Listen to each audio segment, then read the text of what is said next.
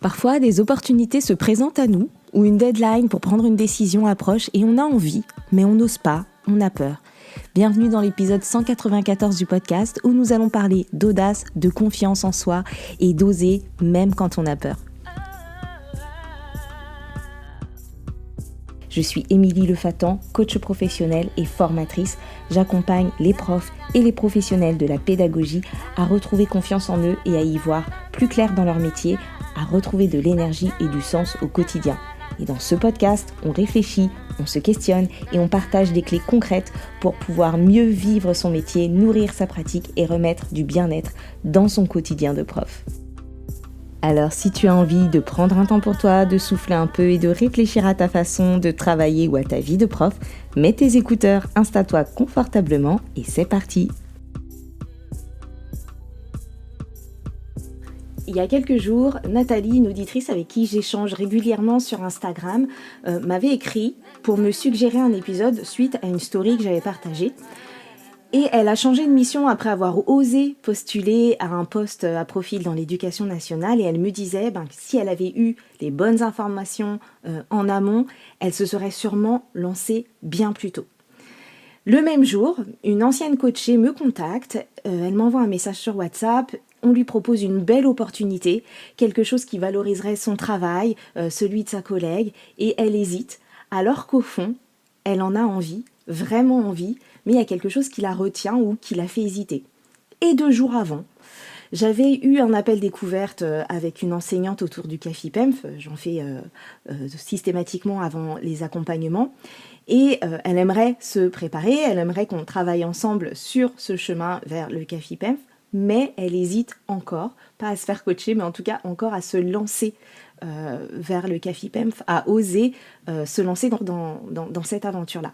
Donc là, ce sont 3 profs, 3 femmes qui se retrouvent toutes les 3 face à des opportunités et qui sont toutes dans une phase d'hésitation, ou qui l'ont été, ou qui évoquent toute cette situation où on n'ose pas forcément faire les choses. Et peut-être que vous vous reconnaissez dans au moins une de ces situations, ou peut-être que vous avez hésité à sauter le pas, ou pas, que vous l'avez sauté ou finalement pas, mais on a tous et toutes à un moment ce temps d'hésitation, plus ou moins long, avant d'oser se lancer, ou parfois avant de ne pas oser se lancer.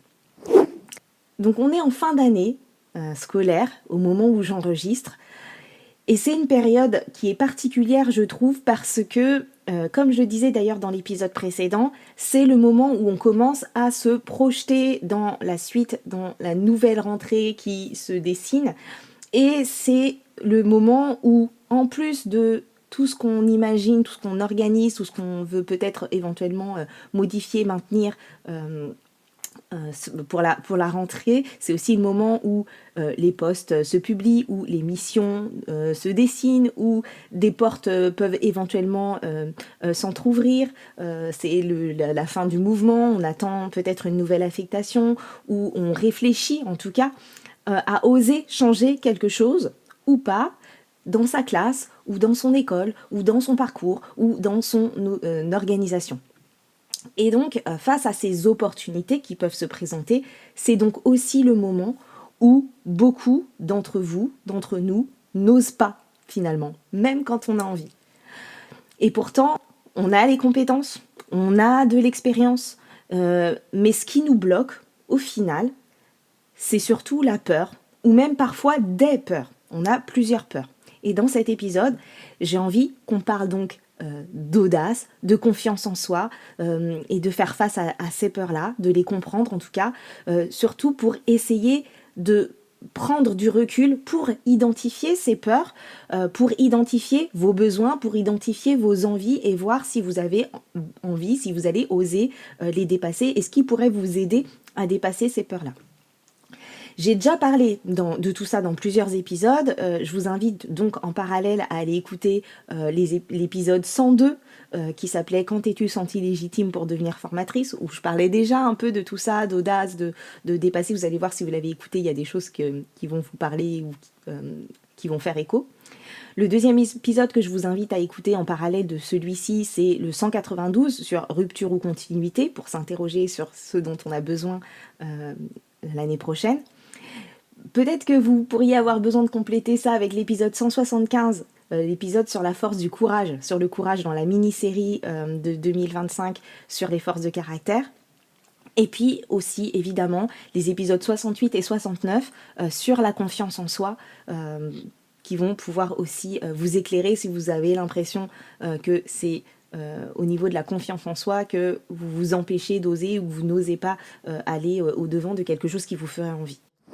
Ce que j'observe énormément en coaching, quand j'accompagne des profs qui se préparent pour un entretien, que ce soit pour un poste à profil, une mission, un CAFIPEM, peu importe, il y a presque toujours un moment où ça coince, et ce moment, c'est quand il faut parler de ce qu'on sait faire, de ce qu'on maîtrise, de ce qui nous distingue, de ce qui nous caractérise, parce que c'est pas facile de parler de soi, de ce qu'on met en place, de ce qui fonctionne dans sa pratique.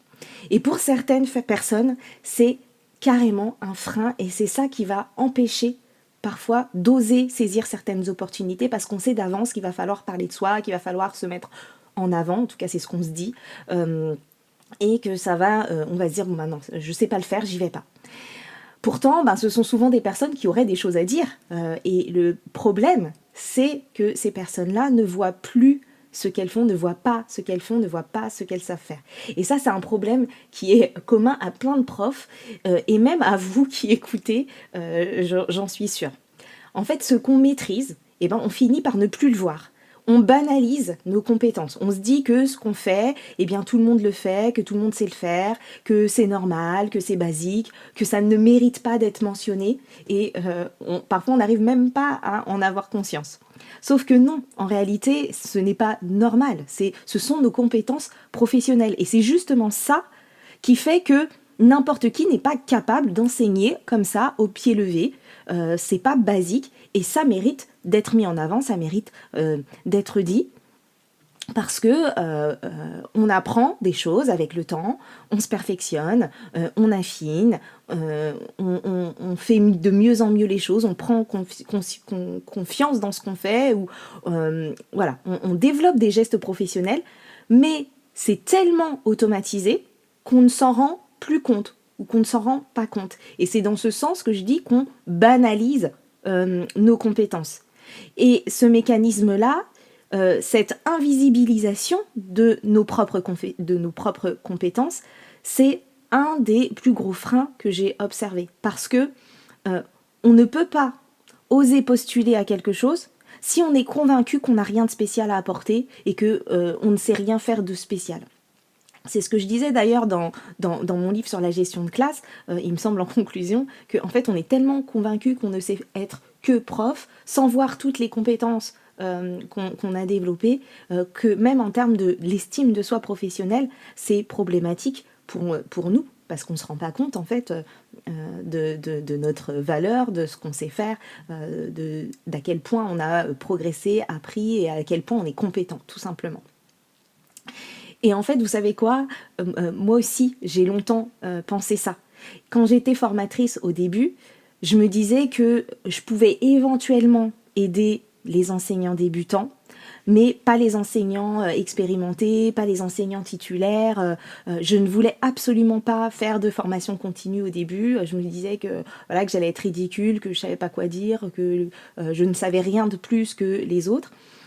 Et je sais très bien d'ailleurs que toutes les personnes là qui écoutent et qui sont potentiellement en train de se demander si elles se lancent dans le CAFIPEMF ou dans le CAFA pour devenir formateur ou formatrice, ou qui dans un petit coin de leur tête auraient envie de le faire mais se disent ah non c'est pas pour moi, justement, et en ce moment, si vous êtes en train de vous dire ça en ce moment, je suis sûre que vous vous dites probablement la même chose, parce qu'en tout cas quand j'accompagne des personnes qui se lancent dans le CAFIPEMF, c'est une des choses que les personnes me disent. Voilà, moi je veux bien, ça me donne envie, j'ai envie d'aider, d'accompagner les gens en début de carrière, mais alors par contre je veux pas faire de formation parce que je suis pas compétente pour ça. Donc ce que j'aime moi dans le travail de préparation à des entretiens, c'est justement que ça oblige à regarder avec d'autres yeux, à prendre un peu de recul pour pouvoir voir ce qu'on fait et se regarder faire et mettre des mots sur tout ce qu'on sait faire. Déjà, ce qu'on peut commencer par essayer de faire, c'est de regarder notre pratique, de regarder notre quotidien professionnel, nos gestes professionnels, avec les yeux de quelqu'un qui ne sait pas encore faire ce que vous faites au quotidien. Ça permet déjà de voir des choses, de se dire oui, bon bah effectivement, tout le monde ne sait pas faire ça, ne sait pas faire ça, ne sait pas faire ça, etc.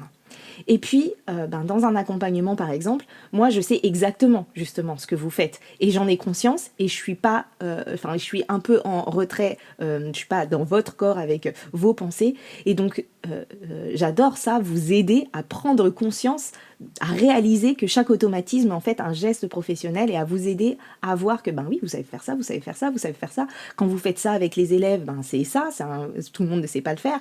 Quand tu me racontes que tu fais ça, en fait c'est une compétence. Et là, souvent, les gens sont surpris de voir, en fait, de réaliser combien ils ont accumulé, expérimenté, traversé. Et en général, on repart regonflé à bloc et motivé et plus confiant aussi. Et puis, il y a un truc important à se dire à propos de tout ça, notamment quand on hésite à oser ou à franchir le pas, c'est que valoriser ses compétences, ce n'est pas de la vantardise. Ce n'est pas avoir la grosse tête ou le melon. C'est juste apprendre à regarder honnêtement ce qu'on a construit et ce qu'on sait faire. C'est juste ça. Est-ce que ça vous viendrait à l'esprit de dire à un élève qui vous dit alors moi j'ai appris mes tables donc je les connais bien et puis j'ai aussi appris à lire, ça fait 4 ans que je lis, etc.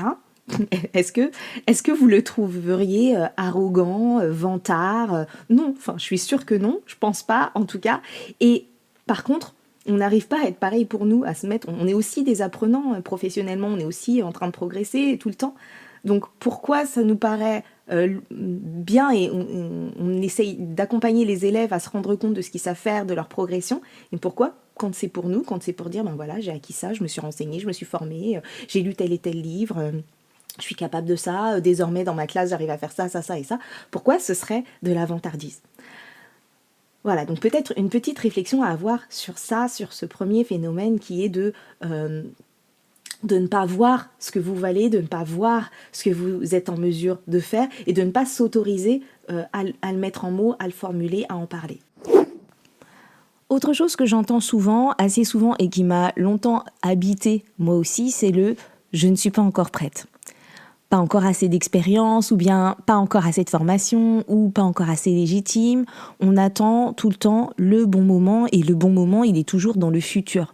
On attend d'avoir toutes les cartes en main, et en fait, ce bon moment, parfois, il vient jamais, parce qu'on idéalise ce qu'on attend de nous, et on repousse tout le temps. Il y a toujours quelque chose qui nous fera différer ça.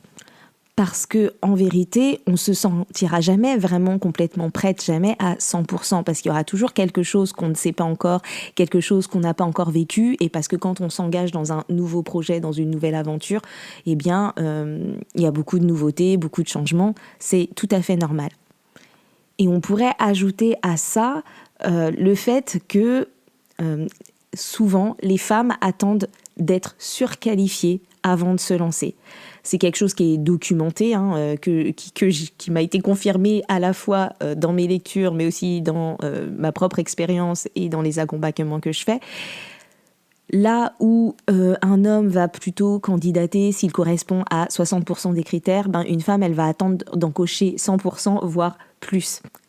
Et ça, on peut s'en servir pour changer la donne, c'est-à-dire qu'on peut se questionner en fait et se dire qu'on n'a pas besoin d'être à 100%, on peut essayer de se situer, est-ce que je me sens à 50, 60%, 70% des compétences nécessaires pour ce poste, ok, j'y vais, vous êtes rarement à 0, si c'est quelque chose que vous envisagez. Et puis, dites-vous aussi qu'en général, on ne cherche pas des experts finis, on cherche des potentiels, on cherche des gens qui vont débuter une nouvelle mission, donc qui vont être débutants. Et donc, l'idée, c'est pas de se demander est-ce qu'on a déjà les compétences, c'est plutôt de se demander est-ce qu'on se sent capable d'apprendre, est-ce qu'on se sent capable de progresser, est-ce qu'on est dans une énergie, une vision, une envie d'accéder à ça et de s'améliorer, de se développer, de se former, etc.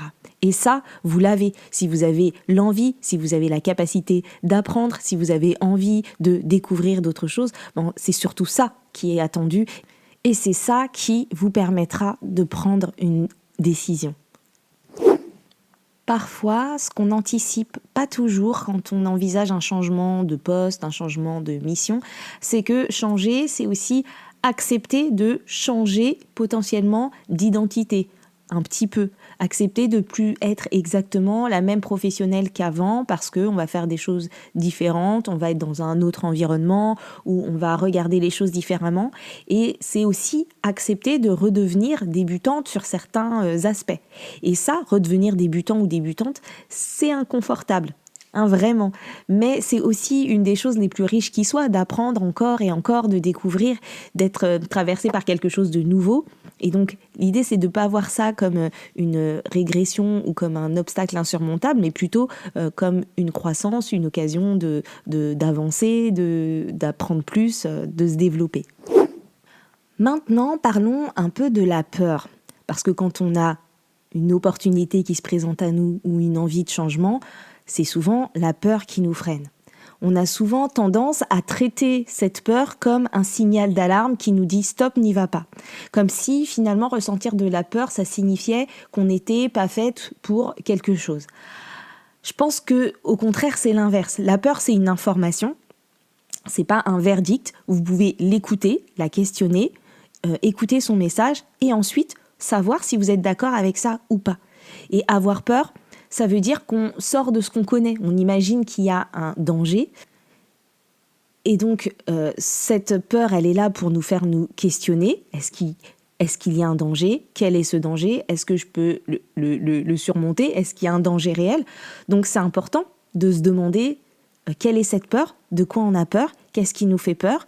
Et une fois qu'on a identifié ce qui nous faisait peur, le danger qu'on imagine, dont on n'a parfois pas pris conscience, on va pouvoir ensuite questionner cette peur et se dire finalement, est-ce que j'ai vraiment raison d'avoir peur ou est-ce que c'est vraiment un obstacle ? Ça, c'est une première piste. Et puis, je pense aussi que avoir peur, c'est normal quand on sort de ce qu'on connaît, qu'on s'approche de quelque chose de nouveau. Mais en même temps, si ce changement, si ce vers quoi on veut aller, c'est quelque chose qui compte vraiment pour nous, qui est important pour nous et on peut souvent dépasser cette peur et surtout se dire que cette peur, c'est juste un indice qu'on doit aller exactement là parce que c'est là qu'on va se dépasser un petit peu.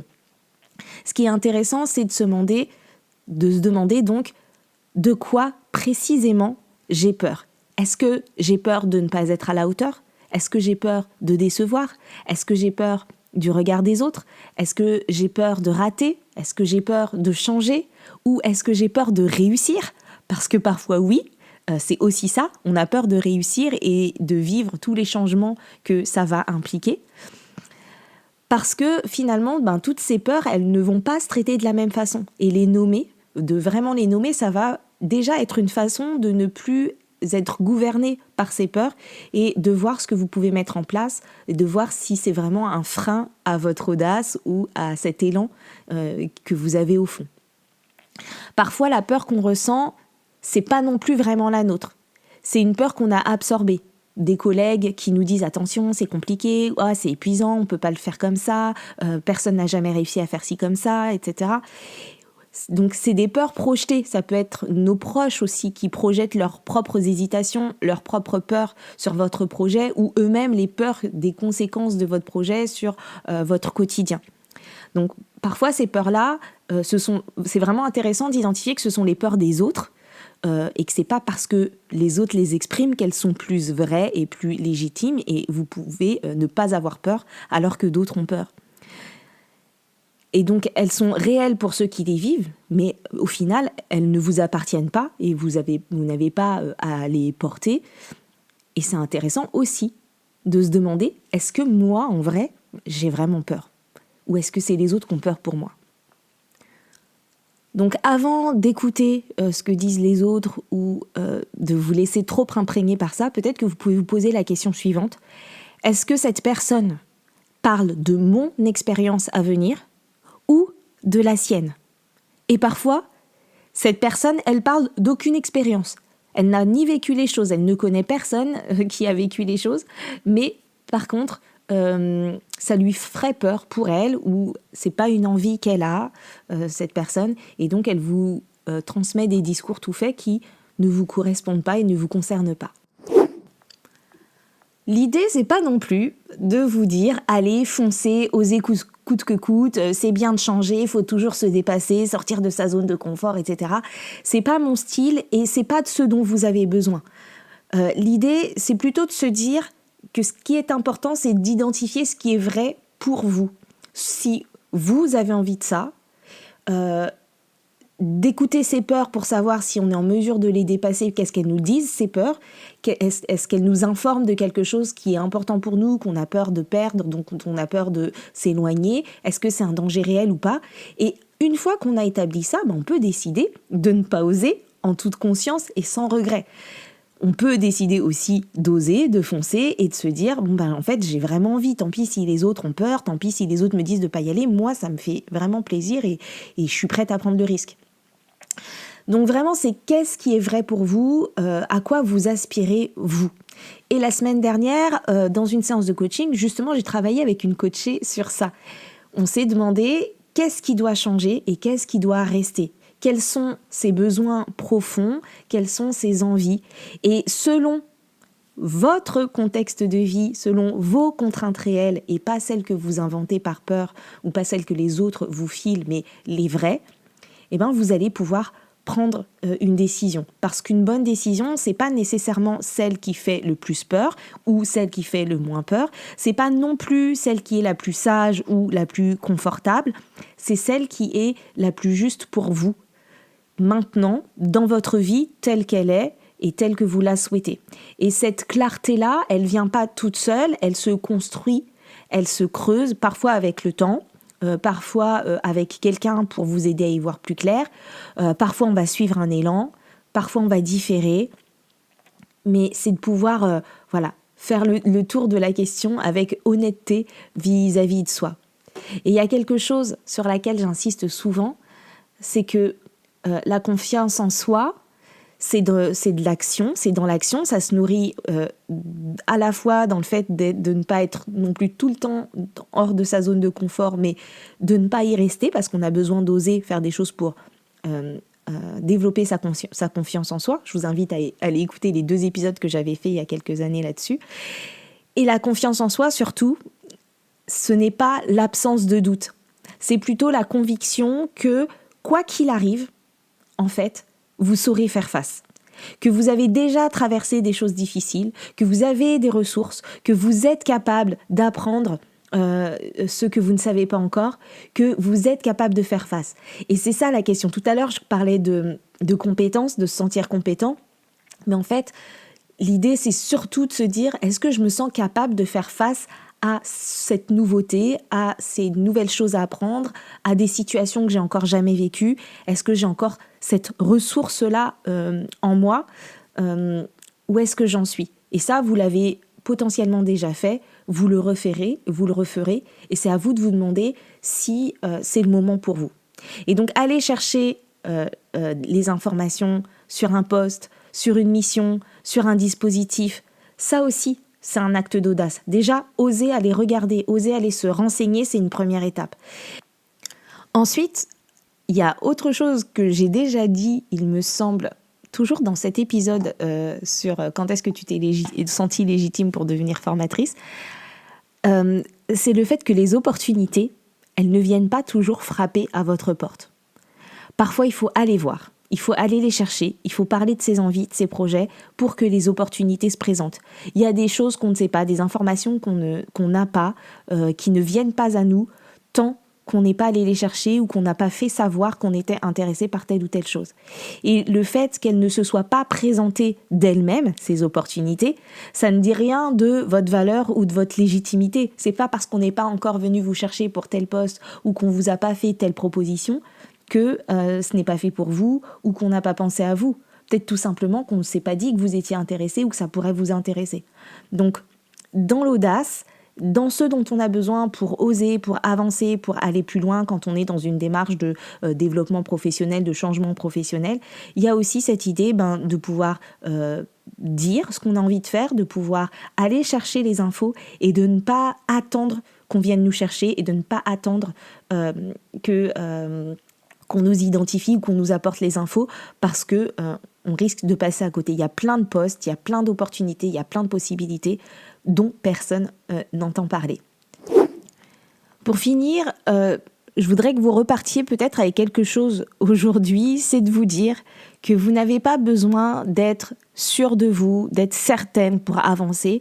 Vous avez surtout besoin, comme je disais tout à l'heure, d'être honnête avec vous-même sur ce que vous voulez vraiment. La peur, elle sera là, elle est normale. Elle indique que vous êtes vivante, que vous vous impliquez. Elle vous indique aussi, si vous avez peur, que ce que vous envisagez compte pour vous. C'est quelque chose d'important. Et cette peur, elle n'a pas le dernier mot. Elle l'invite à se poser des questions, mais c'est pas un signal de stop. C'est peut-être plutôt un signal de « Ok, c'est peut-être là que je dois aller. Maintenant, pas maintenant, mais en tout cas, c'est que je me dirige vers de la nouveauté, vers quelque chose de nouveau, vers quelque chose que je n'ai pas encore osé, pas encore essayé. » Et c'est peut-être aussi un signal pour oser. Ça peut être un signal pour dire « Attention, il y a un truc, il y a un risque pour toi ou pas. » Et donc, c'est ça qu'il faut aller identifier. Et une dernière chose, tout ce qu'on a dit dans cet épisode, tout ce qu'on a identifié, traversé, le fait d'identifier ses peurs, de se préparer un entretien, de clarifier ses besoins, d'oser se lancer, eh bien tout ça, c'est exactement le terrain du coaching. Donc, que vous soyez en train d'envisager un CAFIPEMF, un KPI, une prise de direction ou de nouvelles missions, ou tout simplement un changement de cycle, ou quelque chose que vous n'arrivez pas encore à nommer clairement, mais qu'un changement s'opérera à la rentrée ou doit s'opérer bientôt, eh bien le coaching peut vous aider à avancer sur ce chemin. Donc pas pour vous dire quoi faire, mais plutôt pour vous aider à voir ce que vous ne voyez pas encore, à mettre des mots sur ce que vous ressentez, pour pouvoir sortir un peu de votre tête et reprendre confiance dans ce que vous savez faire. Voilà, donc en accompagnement individuel, c'est ce qu'on fait, on va débroussailler, on va clarifier, on va préparer, et souvent les personnes que j'accompagne eh bien, repartent avec de la clarté, une clarté qu'elles n'attendaient pas forcément d'avoir si vite. Et si vous voulez en savoir plus ou juste voir si ça peut vous correspondre, eh bien tout est sur metrucdecoach.fr/contact pour me contacter par écrit ou réserver un appel pour qu'on en discute. Voilà, et si cet épisode a résonné, pensez à le partager à quelqu'un qui hésite en ce moment. Parfois, c'est exactement ce dont on a besoin, savoir qu'on n'est pas seul à ressentir ça et prendre un petit peu de recul. Merci d'avoir écouté cet épisode du podcast Mes trucs de prof. Si vous avez envie d'aller plus loin, vous pouvez découvrir mes 2 livres, Gestion de classe, mode d'emploi et Enseigner selon son profil. Celui-ci est un guide pour explorer la connaissance de soi en tant que prof avec des apports théoriques clairs, des expériences concrètes et des exercices introspectifs. Et si vous sentez que c'est le moment de vous faire accompagner, je propose aussi des coachings personnalisés. Rendez-vous sur metrucdecoach.fr/contact. Vous pouvez également recevoir chaque mois un concentré d'idées, de réflexions et de compléments dans ma newsletter. Pour vous y inscrire, rendez-vous sur metrucdecoach.fr/newsletter et tous les épisodes du podcast sont disponibles sur metrucdeprof.fr ou sur votre application de podcast préférée. Et si le podcast vous plaît, pensez à lui attribuer quelques étoiles et pourquoi pas un petit mot. Et surtout, partagez l'épisode, c'est le meilleur moyen de soutenir le podcast et de faire connaître mon travail à d'autres. Je vous retrouve très bientôt pour un prochain épisode et d'ici là, prenez soin de vous. Bye bye.